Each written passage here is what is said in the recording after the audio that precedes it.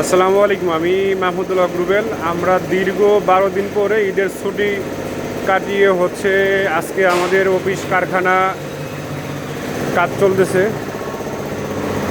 Silver colour euro model sliding, এটা কাওলা একটি ফ্ল্যাটের কাজ চলতেছে আমাদের এখানে।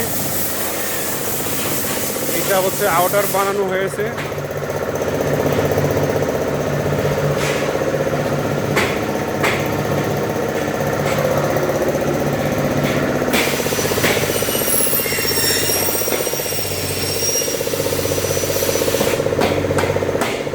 এটা ইউরো স্লাইডিং 1.5।